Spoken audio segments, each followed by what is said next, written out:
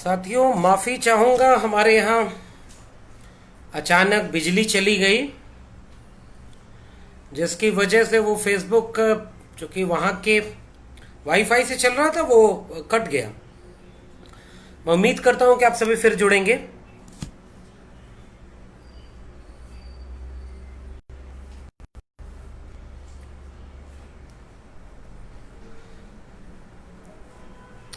सामाजिक न्याय की लड़ाई ऐसी ही है जिसमें तमाम तरह व्यवधान सदियों से आते रहे हैं और आज भी यही व्यवधान आया। अचानक बिजली चली जाने से मुझे फेसबुक लाइव बंद करना पड़ा और मैं मोबाइल डेटा से आपके बीच में फिर से हूं और उम्मीद करता हूं कि आपको आवाज मेरी आ रही होगी। कोई साथी जुड़ गए हो तो एक बार आवाज को कंफर्म कर दें तो फिर हम लोग बातचीत शुरू करें। अनुपम जी, आवाज मेरी आ पा रही है ना?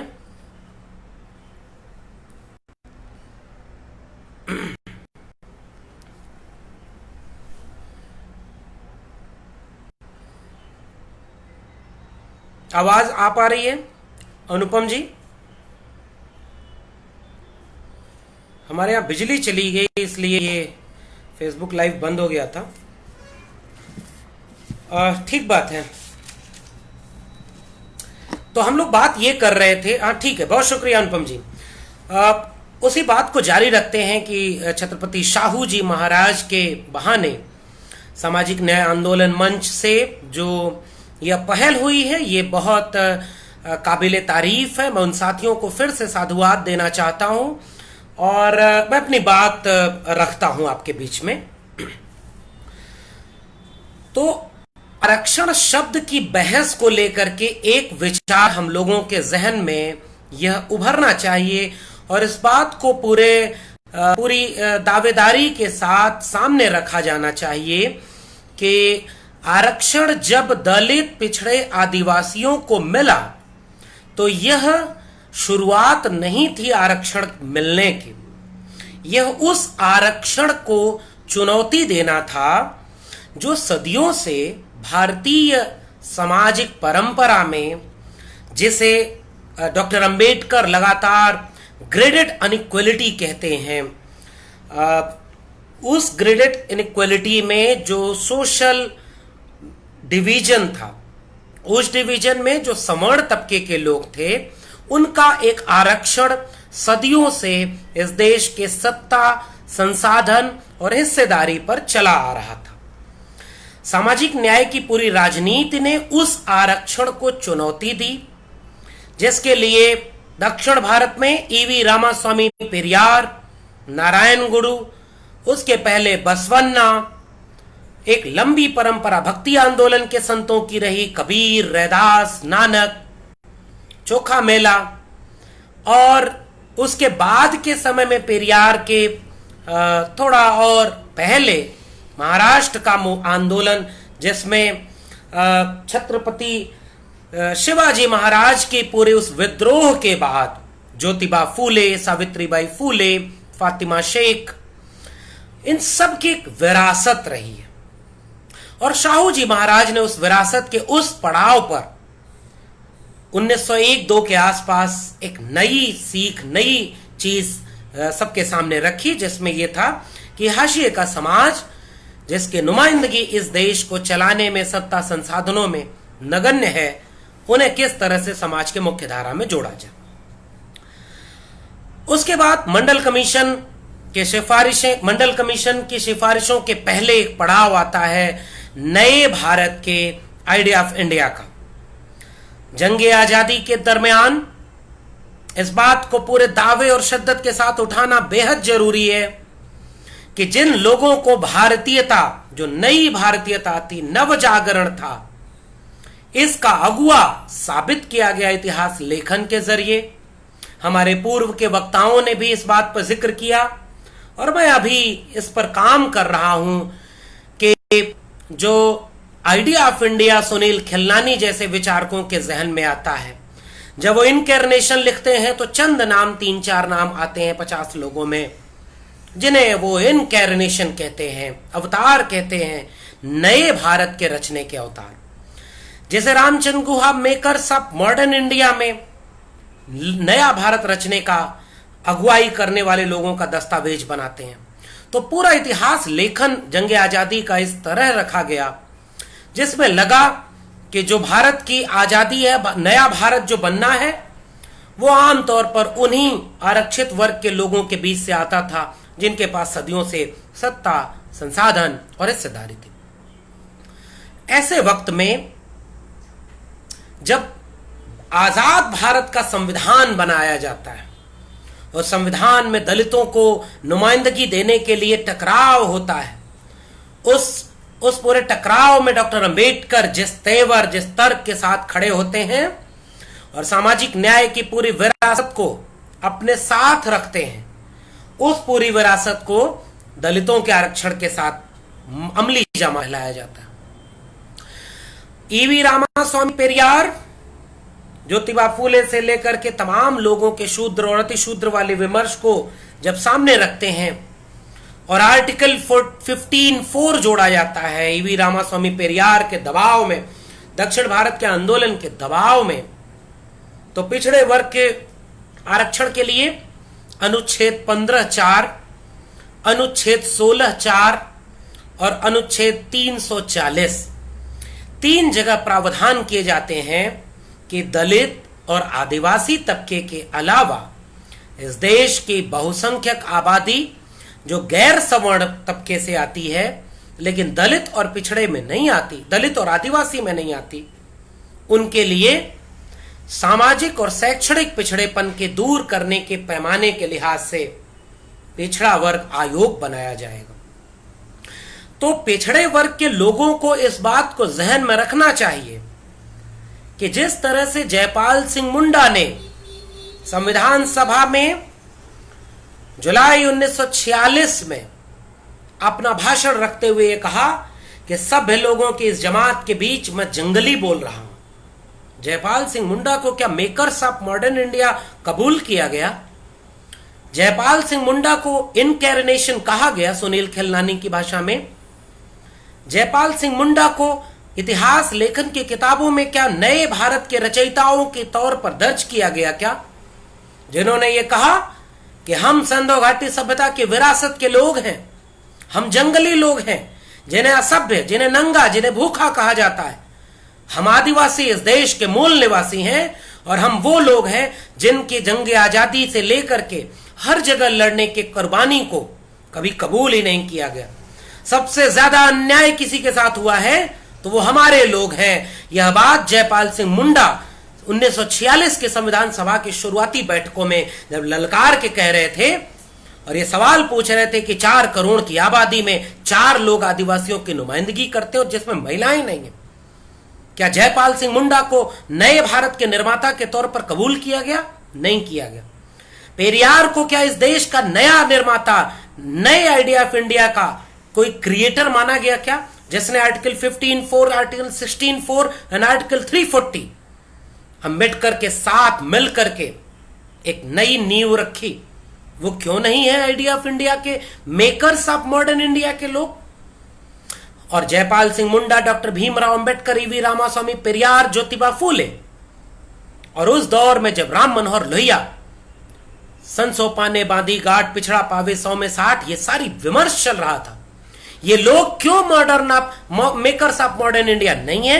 ये सवाल आजादी के 70 साल बाद इस देश में आम विमर्शों में लाना हमारी जिम्मेदारी है। जयपाल सिंह मुंडा को जब बिरसा मुंडा, सिद्धू कानू, तिलका मांझी, टंटा, तमाम तरह के लोग, इन लोगों की पूरी विरासत को जब जयपाल सिंह मुंडा संविधान सभा की बहस में रख रहे थे, हमने उन्हें क्यों modern makers of modern India कबूल नहीं किया?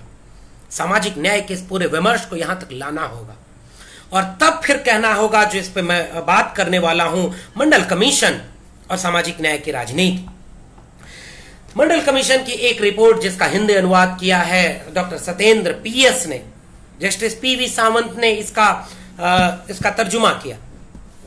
1900 आजादी के तुरंत बाद पेरियार ने जिस तरह से आंदोलन किया और पहला संविधान संशोधन में आर्टिकल 15(4) और आर्टिकल 16(4) ऐड किया गया, जिसने यह रास्ता खोला था कि दलित, आदिवासी के अलावा एक बहुत बड़ा तबका शैक्षणिक और सामाजिक रूप से गैर बराबरी का शिकार है, उन पिछड़ी जातियों की के लिए, उनकी पहचान के लिए एक आयोग बनाया जाएगा। वह आयोग इस बात की जांच पड़ताल करेगा कि कितने लोग पिछड़े हैं, कितने लोग इस पूरे समाज में ऐसे हैं जिनको नुमाइंदगी नहीं मिली। और फिर पहला आयोग बना काका कालेलकर आयोग, और उस काका कालेलकर आयोग में तमाम लोगों को नुमाइंदगी की गई। एक बात आपको सोचनी चाहिए कि जब दलितों की नुमाइंदगी के लिए, दलितों के हिस्सेदारी हक हुकूक के लिए, आदिवासियों के हक हुकूक के लिए, सफेद वाला टॉवल दे दो, और पिछड़े वर्ग की पूरी जनसंख्या के लिए जब इस पूरे विमर्श को रखा गया, तो उस विमर्श में ये सारे लोग कहां थे? इस पूरे विमर्श में जब काका कालेलकर कमेटी की रिकमेंडेशन आती है और उस रिकमेंडेशन में तमाम तरह की गैर बराबरी की बातें कही जाती हैं, इसके बाद काका कालेलकर आयोग, जिसकी एक बात है जो हमें अक्सर ध्यान में रखनी चाहिए, जिसकी वजह से मंडल कमीशन एक बहुत मील का पत्थर साबित होता है, वो बात यह थी कि काका कालेलकर कमीशन ने सामाजिक और शैक्षणिक रूप से पिछड़ेपन के लिए आर्थिक बुनियाद को ज्यादा तवज्जो दी, और फिर वो एक ठंडे बस्ते में चला गया। इस पूरी बहस के बाद नया भारत नई कुलांचे भरता हुआ, अपने पूरे तेवर के साथ, अपनी पूरी नुमाइंदगी के साथ सामने आता गया। लेकिन उस नए भारत में उस सामाजिक और सांस्कृतिक शैक्षणिक रूप से पिछड़े तबके के लिए नुमाइंदगी की बात हाशिए पर ढकेल दी गई। लेकिन इस पूरी बहस के बीच जब जनता पार्टी की सरकार 1977 में बनती है, तो उस समय बिहार में पूर्व मुख्यमंत्री रहे बिंदेश्वरी प्रसाद मंडल के अगुवाई में मंडल कमीशन का गठन होता है। मंडल कमीशन का गठन होने के बाद 1 जनवरी 1989 को प्रधानमंत्री मोरारजी देसाई ने बीपी मंडल को पिछड़ा वर्ग आयोग, दूसरे पिछड़े वर्ग आयोग का अध्यक्ष नियुक्त किया। और इस आयोग में जो पूरी नुमाइंदगी थी, जो बहस थी, इस मंडल कमीशन की रिपोर्ट में आपको पढ़ना चाहिए। इन्होंने लगातार इस पूरी बातचीत को विमर्श के दायरे में रखा कि पिछड़े कौन लोग हैं, किस आधार पर पिछड़े हैं। पहले पिछड़े वर्ग आयोग का गठन 29 जनवरी 1951 को हुआ, जिसमें 2399 जातियों को सामाजिक और शैक्षणिक रूप से पिछड़े के रूप में सूचीबद्ध किया गया था। आयोग में 15 में से 5 सदस्यों ने असहमति नोट जाहिर किया, क्योंकि इस पूरी बातचीत में आर्थिक परीक्षणों को प्राथमिकता दी गई थी, इसलिए काका कालेलकर कमीशन औचित्यहीन हो गया। और उसके बाद मंडल कमीशन की रिपोर्ट के लिए मंडल कमीशन गठन होता है। मंडल कमीशन ने जो पैटर्न अपनाया, इन्होंने पूरे देश में कई तरह के डेटा कलेक्शन किया, और उस डेटा कलेक्शन में सेमिनार कराना, नेताओं से मिलना, बुद्धिजीवियों से मिलना, विश्वविद्यालयों में बातचीत करना, इसके साथ गांवों का सैंपल लिया, हर जिले से 3 गांव, उन गांवों में अलग अलग जातियों को रैंडमली सेलेक्ट किया गया, और पूरे भारत में लगातार इस कमीशन ने अपनी अथक परिश्रम से सूचीबद्ध किया लगभग 3000 से ज्यादा जातियों को। और उसमें फिर इन लोगों ने यह 11 संकेतक चुना था पिछड़ेपन का, और उस संकेतक में मंडल कमीशन ने यह तय किया, यह तर्क दिया कि यह पिछड़ेपन की पूरी जो बहस है, इस बहस को जाति के आधार पर ही हमें सामने रखना होगा, क्योंकि पिछड़े वर्ग के साथ जो भेदभाव है, वह भेदभाव जाति को लेकर के ही सामने आया है। जाति को लेकर के जो पूरी नुमाइंदगी, जो पूरी बहस थी, इस बहस में यह तय किया गया कि इन 3000 से ज्यादा जातियों के साथ जो भेदभाव है वह मूलतः जाति के आधार पर है। और फिर उन्होंने इस पूरी बहस में, मैं 2 हिस्सों में मंडल कमीशन की बात करूंगा और फिर अपने बातचीत के आखिरी हिस्से में यह साबित करने की कोशिश करूंगा कि सामाजिक न्याय की राजनीति के साथ मंडल कमीशन का रिश्ता कैसा बना। मंडल कमीशन के पूरे बहस में, पूरे बातचीत में यह तय किया गया कि इन जातियों के साथ जो भेदभाव है यह पिछड़े वर्ग की होने के नाते सत्ता, संसाधन और हिस्सेदारी से वंचित रखा गया। और यह पिछड़ापन केवल हिंदू पिछड़ों में नहीं था, यह पिछड़ापन सामाजिक रूप से वंचित जो आदिवासी अन्य धर्मों के लोग थे उनमें भी था। इसलिए इस पिछड़ेपन को आधार बनाया गया जाति के नाम पर। अब इस बातचीत में एक गहरी चीज समझिए, इसकी बहस में इतनी तैयारी के साथ मंडल कमीशन की पूरी रिपोर्ट को तैयार किया गया था, डेटाबेस इतना डाइवर्स था, इतना मल्टीपल स्टेज वाला था, जिसको चैलेंज करने के लिए इंदिरा साहनी जजमेंट भी माना और सुप्रीम कोर्ट ने यह बात कबूल की कि पिछड़ेपन की कसौटी, पिछड़ेपन के जांच की कसौटी, पिछड़ेपन की पहचान की कसौटी जाति होगी।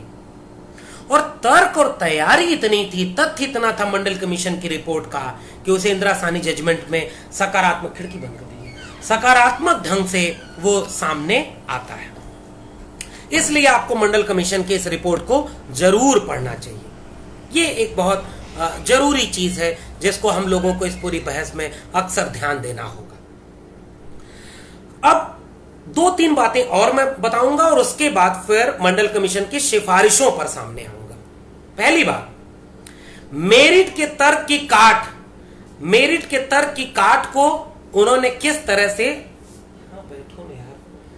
मेरिट के तर्क की काट को इस तरह से उन्होंने खारिज किया कि कहा कि आप जो मेरिट चुनते हैं वह परीक्षाएं ही ऐसी हैं जिनमें जातिगत भेदभाव और सामाजिक रूप से पिछड़ेपन के शिकार लोगों के साथ भेदभाव होता है। मेरिट के तर्क को चैलेंज करता है मंडल कमीशन।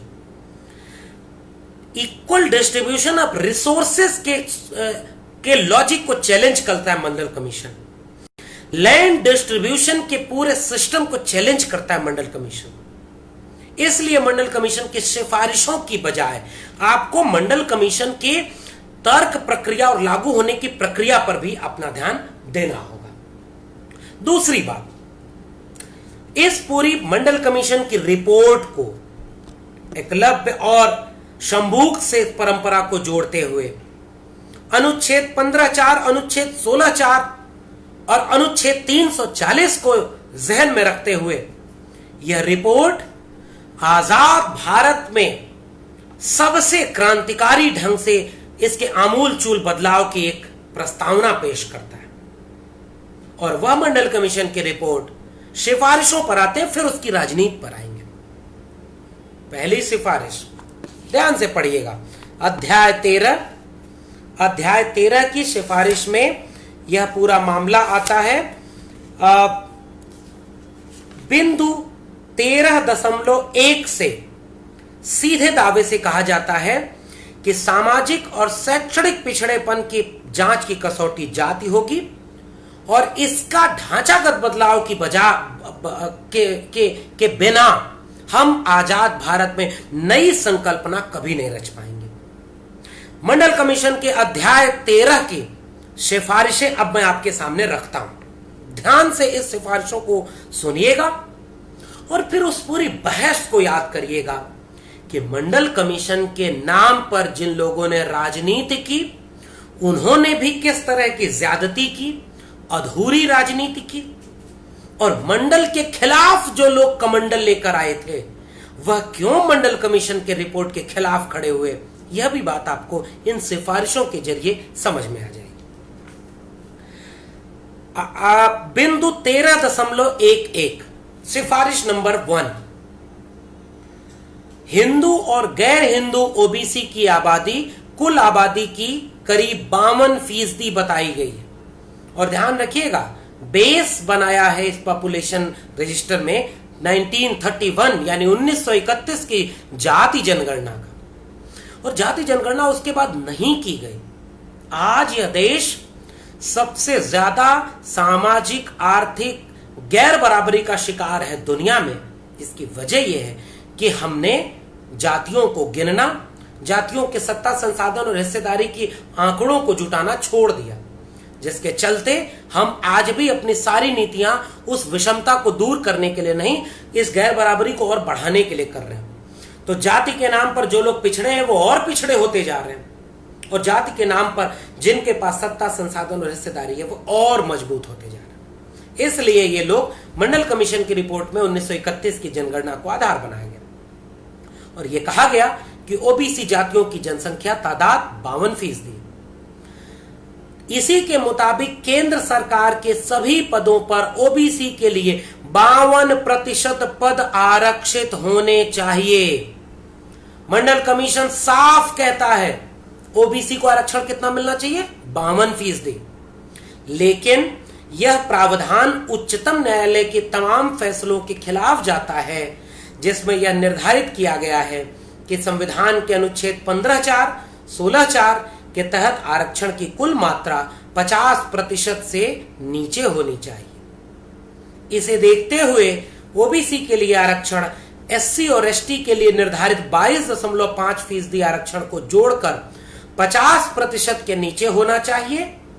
कानूनी बाध्य, ध्यान से सुनिएगा इस लाइन को, कानूनी बाध्यताओं को देखते हुए आयोग ओबीसी के लिए सिर्फ 27% आरक्षण दिए जाने की सिफारिश करता है। यद्यपि अन्य पिछड़े वर्ग की असल आबादी इस आंकड़े के करीब दोगुनी है, यानी 27 की दोगुनी 54।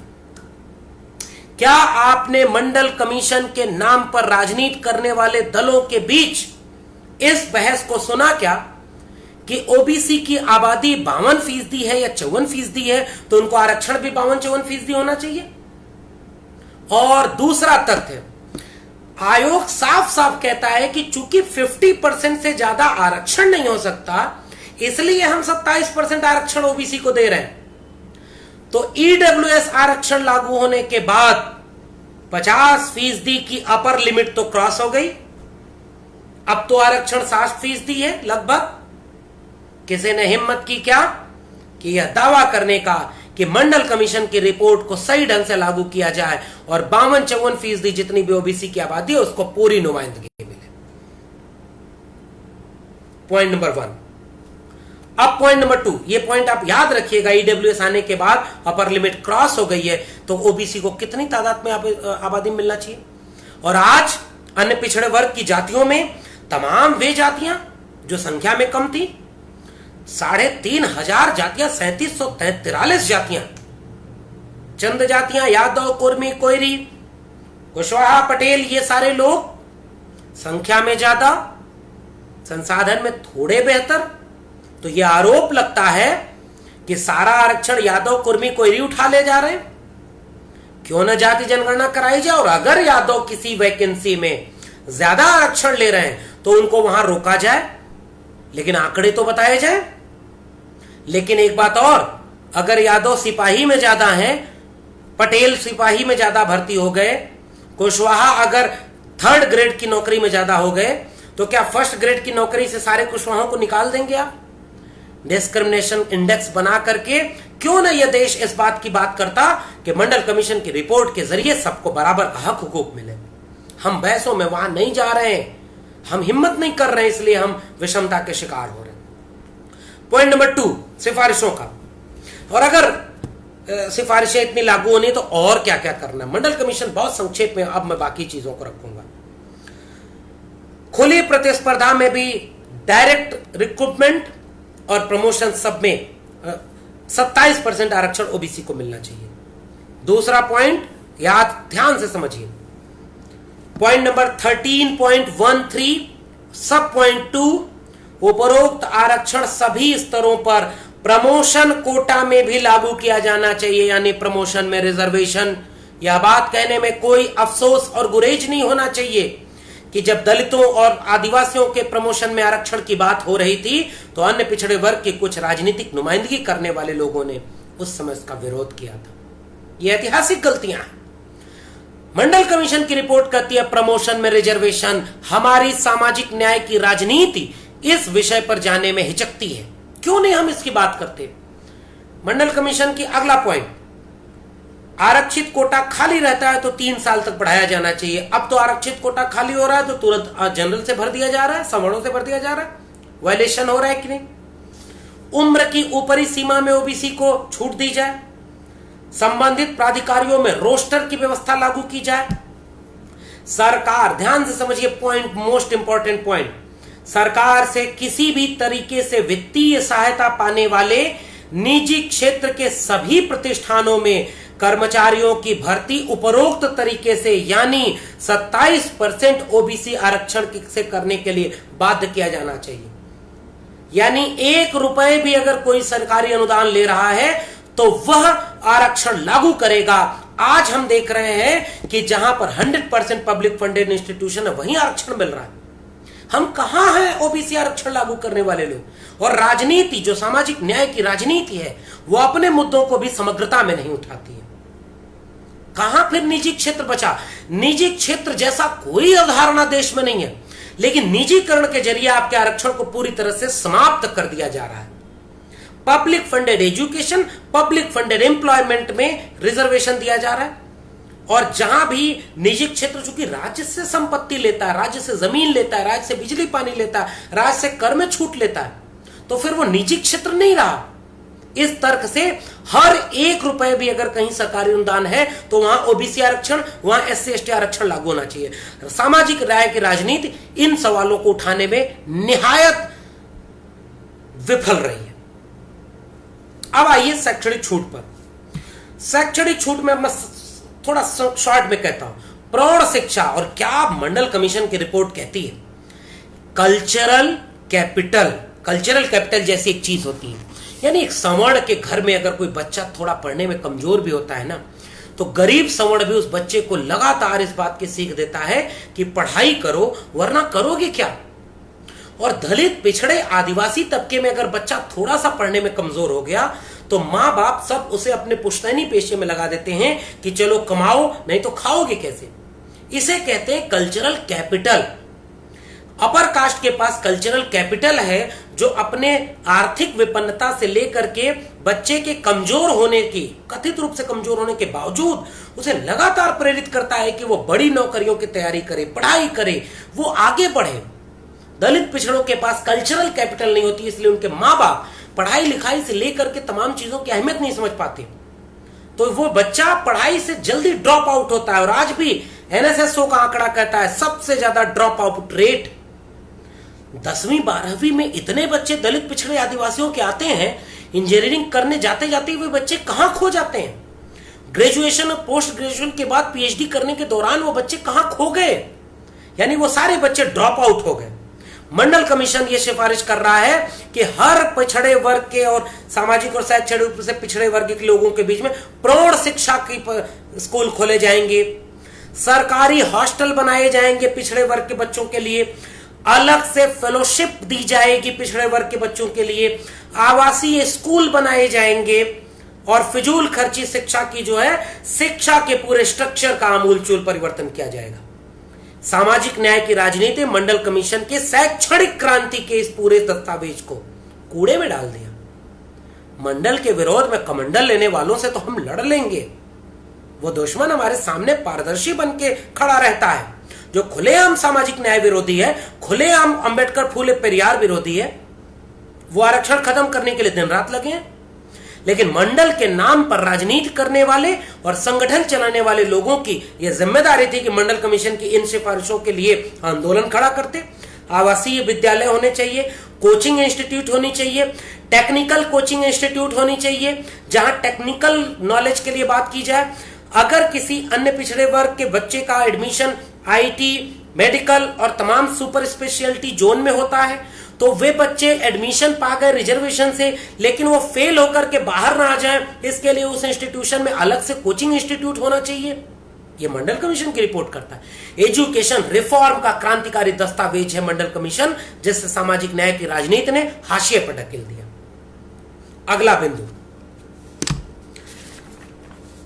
इस पूरे बातचीत में वैज्ञानिक शिक्षा, तकनीक शिक्षा, प्रोफेशन शिक्षा, विशेष कोचिंग, फॉलो अप कार्यवाही, सरकारी स्कूल, आवासीय स्कूल, प्रौढ़ शिक्षा, कोचिंग सेंटर, हर जिले में एक हॉस्टल बनेगा अन्य पिछड़े वर्ग के बच्चों के लिए।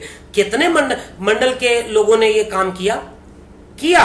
लालू, मुलायम, कांशीराम ने किया, बहुत काम किया, बहुत बदलाव हुआ। लेकिन हम संतुष्ट होने वाले लोग नहीं है, हम राजनीतिक दल के कार्यकर्ता नहीं है। हम अपने नेताओं के पहली पीढ़ी के लालू, मुलायम को पूरे शिद्दत से याद करते हैं। रथ यात्रा रोकने से लेकर के कार सेवकों को हमला करने वाले, संविधान विरोधी कृत्य करने वाले कार सेवकों पर गोली चलाने वाले नेता को हम सलाम करेंगे। लेकिन जहां उन्होंने चूक की, हम उस पर भी उंगली उठाएंगे। हम कहेंगे कि 20-25 साल के सामाजिक न्याय के पहले चरण में मंडल कमीशन की रिपोर्टें जो लागू हो सकती थी राज्य के नाम पर, यह रिपोर्ट लागू नहीं कर गए। दूसरा काम, वित्तीय सहायता देने का। मंडल कमीशन की सिफारिश कहती है कि पुश्तैनी काम बर्बाद हो रहे हैं पूंजीवाद के आने से, और पुश्तैनी पेशे की जो हस्तशिल्प की कुशलता थी वो नष्ट हो रही है। इसलिए इन जगहों पर वित्तीय निगमों की स्थापना की जाएगी, पेशेगत समूहों की सहकारी समितियां बनाई जाएंगी, वित्तीय और तकनीकी इंस्टीट्यूशन का नेटवर्क तैयार किया जाएगा जो ओबीसी वर्ग में कारोबारी और औद्योगिक इंटरप्राइजेस को प्रगति देने में मदद करेगा। यानी इनके बीच छोटे उद्योग, हस्तशिल्प, कुटीर उद्योग, जिनसे इनके गुजारे चलते हैं, इनको लेकर के पूरी जो बहस थी वो हाशिए पर चली गई। इस पर हमें सवाल उठाना होगा। तीसरा बदलाव ढांचागत, और मंडल कमीशन साफ साफ कहता है, और यही आरक्षण की बहस में हमारा सूत्र वाक्य होना चाहिए। मंडल कमीशन साफ साफ कहता है रिपोर्ट कि आरक्षण बीमारी का इलाज नहीं, दर्द घटाने वाली औषधि है। इसलिए वो कहते हैं कि जब तक सामाजिक अनुसूचित जाति, अनुसूचित जनजाति और पिछड़े वर्ग के श्रमिक, कृषि श्रमिक, जोतदार, छोटे भूमिधार, अकुशल श्रमिक, इन सारे लोगों को छोटे छोटे जमीन के पट्टे आवंटित करने होंगे, और उसके लिए मंडल कमीशन सिफारिश करता है लैंड रिफॉर्म का। सामाजिक न्याय की राजनीति ने मंडल कमीशन की बेहद अहम सिफारिश को हाशिए पर ढकेल दिया। भूमि सुधार, और भूमि सुधार के लिए उन्होंने कहा, मंडल कमीशन आंकड़े देख करके कहता है कि उत्पादन के साधनों पर एकाधिकार सवर्ण तबके का है। दलित, पिछड़े, आदिवासी उत्पादन के संसाधनों पर एकाधिकार से वंचित हैं, अधिकार से वंचित हैं। इसलिए लैंड रिफॉर्म करके छोटी छोटी जोत इन जातियों में बांटनी होगी। हम केवल जब भी बहस करते हैं आरक्षण आरक्षण आरक्षण, आरक्षण बहुत छोटी चीज है, बीमारी का इलाज नहीं, दर्द को घटाने वाली औषधि है, मंडल कमीशन की रिपोर्ट सिखा रही है। और हमने संघी, फासिस्ट, मनुवादी सरकारों के दबाव में सामाजिक न्याय की राजनीति को आरक्षण तक सीमित कर दिया। कहां गया भूमि सुधार का पूरा बहस? कहां गई शिक्षा सुधार की बहस? कहां गई केंद्रीय सहायता की बहस? ये सवाल उठाना होगा। और उत्पादन के संसाधनों में बराबर की भागीदारी के साथ इस पूरी बहस को आगे करना होगा। और फिर मंडल कमीशन आखिरी में कहता है कि 20 साल के लिए प्रावधान बनाए जाएंगे, और 20 साल के बाद इन सारी जातियों का फिर से टेस्टिंग होगी, फिर से इनका कैलकुलेशन होगा, और तब यह देखा जाएगा कि सरकारी प्रावधानों के बाद अन्य पिछड़े वर्ग में शामिल हर जाति की सामाजिक और शैक्षणिक पृष्ठभूमि, सामाजिक और शैक्षणिक स्तर अगर ऊंचा नहीं उठेगा तो सरकार और केंद्र अपने नीतिगत फैसलों की पुनर्लेखन, पुनर्वीक्षा करेंगे, और फिर से इन सारे प्रावधानों को लागू करेंगे कि हर एक तबके तक सत्ता, संसाधन और हिस्सेदारी पहुंचे। मंडल कमीशन की रिपोर्ट में 40 अनुशंसाएं, और 40 अनुशंसाओं में से मात्र 2 अनुशंसाएं लागू की गईं, बाकी अनुशंसाएं लागू नहीं की गईं।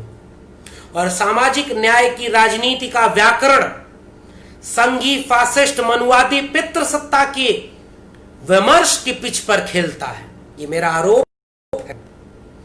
मेरा आरोप यह इसलिए है कि अगर हम सामाजिक न्याय की राजनीति में लैंड रिफॉर्म को अगर अपना प्राइमरी इशू नहीं बनाते तो जमीन से बेदखली करने वाले 1 करोड़ से ज्यादा परिवारों के साथ ज्यादती होगी। जो जल जंगल जमीन पर हिस्सेदारी रखने वाले तिलका मांझी, सिद्धू कान्हू, बिरसा मुंडा, जयपाल सिंह मुंडा के विरासत वाले आदिवासी हैं। आपने उनकी जल जंगल जमीन से हिस्सेदारी वंचित करने के लिए, ताकि उन खदानों के खनिजों को गोलसिंह डुंगडुंग एक वाकया कहते हैं कि 1925 के बाद से 3000 टन आयरन का खुदाई छोटा नागपुर के पठार से हो रहा है। यानी अरबों रुपए के खनिज संसाधन प्रति वर्ष दोहन करता है जिस खनिज संपदा से। उन जगहों पर 70% महिलाएं खून की कमी का शिकार है, 80% आदिवासी बच्चे कुपोषण का शिकार है। किसके संसाधनों की बलि चढ़कर, किसके संसाधनों को कौन विकास के नाम पर इस्तेमाल कर रहा है और कौन हाशिए पर है। तो जमीन लैंड रिफॉर्म का सवाल सामाजिक न्याय की राजनीति का प्राइमरी सवाल क्यों नहीं है। दलितों में 1% से भी कम आबादी दलितों की ऐसी है जिसके पास लैंड होल्डिंग शिप है, और पिछड़े तबके में 3743 जातियों में कितनी जातियां ऐसी हैं जिनके पास जमीन की हिस्सेदारी है। अगर जमीन उनके पास नहीं है तो पुश्तैनी पेशे बर्बाद हो गए पूंजीवाद बाजारवाद में। आप क्या आरक्षण से उसका क्रांतिकारी बदलाव कर पाएंगे। इसलिए मैंने यह विषय चुना था, मंडल कमीशन और सामाजिक न्याय की राजनीति। सामाजिक न्याय की राजनीति के विमर्श को लैंड रिफॉर्म के विमर्श तक लाना होगा। दूसरा पॉइंट मेरा यह है कि सामाजिक न्याय की पूरी राजनीति को एजुकेशन रिफॉर्म की बुनियाद पर लाना होगा, और एजुकेशन रिफॉर्म की बुनियाद को जब तक हम चैलेंज नहीं करेंगे, और एजुकेशन का मतलब सामाजिक न्याय की राजनीति के लिए रोजगार का रास्ता मात्र नहीं है। पहली पीढ़ी के लोग 90 के बाद विश्वविद्यालयों की दहलीज तक पहुंचे हैं, और आज इन विश्वविद्यालयों को बर्बाद करके अशोका विश्वविद्यालय, गलगोटिया विश्वविद्यालय, एमआईटी यूनिवर्सिटी, ये दिल्ली विश्वविद्यालय, जेएनयू, जामिया, अलीगढ़, जादवपुर, पटना विश्वविद्यालय सारे बर्बाद किए जाएं, ताकि 85% दलित, पिछड़े, आदिवासियों के बच्चे हायर एजुकेशन तक न पहुंच पाए। आईआईटी, आईआईएम और तमाम सुपर स्पेशलिटी में तो सीटें खाली रह जाती हैं। तो प्राइमरी एजुकेशन बर्बाद से लेकर के हायर एजुकेशन तक की बर्बादी अगर सामाजिक न्याय की राजनीति में शामिल नहीं है तो न तो आप मंडल कमीशन के साथ न्याय कर रहे हैं और न आप सामाजिक न्याय की वैचारिकी के साथ न्याय कर रहे हैं। एजुकेशन रिफॉर्म, लैंड रिफॉर्म के साथ सबसे बड़ा इशू होना चाहिए मंडल कमीशन की रिपोर्ट के साथ। और मंडल कमीशन की रिपोर्ट 40 में से बाकी सारी रिपोर्ट, प्रमोशन में रिजर्वेशन, प्राइवेट सेक्टर में रिजर्वेशन, वित्तीय निगमों की स्थापना, सहकारी समितियों की स्थापना, छोटी जोत के किसानों को वित्तीय मदद, केंद्र और राज्य का निश्चित अनुपात की मदद, तमाम तरह की सुविधाएं जो इकोनॉमिकल रिफॉर्म की थी, हमने सामाजिक न्याय की राजनीति में इकोनॉमिकल रिफॉर्म की राजनीति के सवाल को हाशिए पर ढकेल दिया। इसलिए सामाजिक न्याय की राजनीति लैंड रिफॉर्म, एजुकेशन रिफॉर्म और इकोनॉमिक रिफॉर्म के मॉडल के बिना अधूरी है। ये मेरा पॉइंट है। और आखिरी बात, मंडल कमीशन की रिपोर्ट को लागू करने का साहस जनता पार्टी की सरकार, उस समय की सरकार गिर गई और कांग्रेस के जमाने में इसको लगातार रखा गया। और मंडल कमीशन लागू करने में वीपी सिंह के साथ तमाम समाजवादी दलों, तमाम वामपंथी दलों, तमाम दलों का सहयोग, और पूरे भारत में इसके लिए आंदोलन हुआ। मान्यवर कांशीराम को हमें नहीं भूलना चाहिए, 600 से ज्यादा जनसभाएं, तमाम नेता यूपी बिहार के, नाम लेना क्या उनका वो है, मुझे लगता है वह लड़ाई लड़ रहे थे जो लड़ाई बाबू जगदेव प्रसाद कुशवाहा, रामस्वरूप वर्मा, चंद्रिका प्रसाद जिज्ञासु और पेरियार ललई सिंह यादव, राम मनोहर लोहिया और कांशीराम की लड़ाई 100 में 90 शोषित हैं। शोषितों ने ललकारा है धन, धरती और राजपाट में 90 भाग हमारा है। मंडल कमीशन आंदोलन के बाद मिला, लाठियां खाई गई, पीढ़ियां कुर्बान हुई, तब मंडल कमीशन लागू हुआ, और जिस वीपी सिंह ने मंडल कमीशन लागू किया, हम वीपी सिंह को याद नहीं कर पाते। कल ही उनकी जयंती, कल वीपी सिंह का दिन, और वीपी सिंह को सवर्णों ने मरने के दिन तक गालियां दी हैं। वीपी सिंह को खिलाफ पुतले फूके गए, और वीपी सिंह ने कोई सरकार गिरने के भय से नहीं किया। सरकार तो उनको पता था कि गिर जाएगी। वीपी सिंह जब तक जिंदा रहे तब तक कहते रहे कि ये 60% तबका नौजवानों का, जिसके भीतर एक आक्रोश पनप रहा है, इन पिछड़े वर्ग की नुमाइंदगी होनी चाहिए। तो पिछड़े वर्ग के लोगों ने मंडल कमीशन की रिपोर्ट नहीं पढ़ी। पिछले वर्ग के लोगों को ज्योतिबा फूले, सावित्रीबाई फूले, ईवी रामास्वामी पेरियार, इनकी विचारधारा पढ़ने को ही नहीं मिली। इसलिए पिछड़े वर्ग के लोग सांस्कृतिक चेतना से वंचित हैं, छत्री बन रहे हैं, हवन करा रहे हैं, बोलबम जाएंगे, कांवड़ ढोएंगे, सत्यनारायण भगवान की कथा कहाएंगे, land reform, education reform, economic reform, और जिसके जितने हिस्सेदारी उससे सवालों से वंचित। हिंदू धर्म की ठेकेदारी पिछड़े वर्ग के लोगों के ऊपर है। तो ये मेरा कहना है। आज मंडल के खिलाफ जिन लोगों ने कमंडल का रथ उठाया था, पूरे भारत को लहूलुहान के सांप्रदायिकता की आग में झोंका था, मंडल कमीशन को दफन करने के लिए, मंडल कमीशन की रिपोर्ट दफन नहीं हुई। हमारी जिम्मेदारी है, हम अपने घर के लोगों को मंडल कमीशन की रिपोर्ट पढ़ाएं, और आपसे अनुरोध है कि अध्याय 13 की 40 अनुशंसाएं पढ़िए और याद करिए कि मंडल कमीशन की रिपोर्ट इस आजाद भारत के दस्तावेज बदलने का है, और पूरे सामाजिक न्याय की राजनीति की इस सीमा को हमें तोड़ना होगा कि हम जब भी दलित, पिछड़े, आदिवासी का नाम लें, हम जब भी सामाजिक न्याय का नाम लें, तो वह पूरी बहस केवल आरक्षण तक सीमित नहीं होनी चाहिए। आरक्षण दर्द का दवा है, बीमारी का इलाज नहीं है। बीमारी क्या है? सत्ता, संसाधन और हिस्सेदारी में सबका कब्जा, अवैध कब्जा। हमें जमीन का समान वितरण चाहिए, हमें संसाधनों का समान वितरण चाहिए, हमें रीडिस्ट्रीब्यूशन ऑफ रिसोर्सेज चाहिए, हमें रीडिस्ट्रीब्यूशन ऑफ लैंड चाहिए, हमें नौकरियों में बराबर की हिस्सेदारी चाहिए, हमें प्रमोशन में आरक्षण चाहिए, हमें प्राइवेट सेक्टर में आरक्षण चाहिए। ये सब मंडल कमीशन की रिपोर्ट कह रही है। और अगर लड़ करके तमिलनाडु 70% के आसपास, कर्नाटक, तमिलनाडु, तमाम राज्य 50% से ज्यादा आरक्षण तभी दे रहे थे, हम तो साहस नहीं कर पाए। जाति जनगणना के जरिए पूरे सामाजिक न्याय की राजनीति को केवल आरक्षण की राजनीति से बाहर करके आर्थिक, लैंगिक और सामाजिक न्याय की राजनीति में तब्दील करेंगे, तभी मंडल कमीशन की अनुशंसाएं लागू होंगी, तभी एक एका बनेगी, जिसे हम बहुजन एका कह रहे हैं। दलित, पिछड़े, आदिवासी अगर सड़कों पर उतरें तो यह सवाल पूछते हो कि हमारी आबादी कितनी है और हमें आरक्षण क्यों कम मिला है।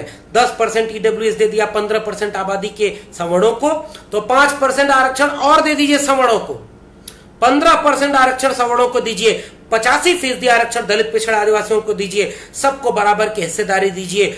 कम संख्या की जो अति पिछड़ी जातियां हैं, जो अति दलित जातियां हैं, उनको भी नुमाइंदगी मिलेगी, क्योंकि तब आप जो भेदभाव के शिकार लोग हैं उनका एक डिस्क्रिमिनेशन स्केल बनाइए। उस स्केल में जिनके पास लैंड नहीं है उनको प्रेफरेंस दीजिए, जिनके पास फर्स्ट जनरेशन की एजुकेशन उनको प्रेफरेंस दीजिए, जिनके पास गवर्नमेंट जॉब नहीं है उनको प्रेफरेंस दीजिए, जिनके पास एजुकेशन नहीं उनको प्रेफरेंस। देखिए, आप पाएंगे कि अति पिछड़ी जाति के सबसे निचले पायदान के व्यक्ति को भी नुमाइंदगी मिल जाएगी और एक बहुजन एका बनेगी, और उस एका के साथ हम सामाजिक न्याय की राजनीति के व्याकरण को बदल देंगे। मित्रों, आज जो समय आ रहा है वह सामाजिक न्याय की राजनीति के व्याकरण को बदलने का समय है, और मंडल कमीशन का दस्तावेज उस व्याकरण को बदलने में हमें भाषा दे रहा है, हमें तर्क दे रहा है, हमें तथ्य दे रहा है, और इसके बदलाव के साथ हम मुकम्मल भारत की एक नई तस्वीर रच सकते हैं। तो एक बार फिर से मुझे आमंत्रित करने के लिए सामाजिक न्याय आंदोलन मंच बिहार के सभी साथियों को ढेर सारे शुभकामनाएं, धन्यवाद, और आप सभी को बहुत बहुत शुक्रिया। मैं अपनी बात यहीं खत्म करता हूं। इंकलाब जिंदाबाद। जय भीम, जय मंडल, जय संविधान।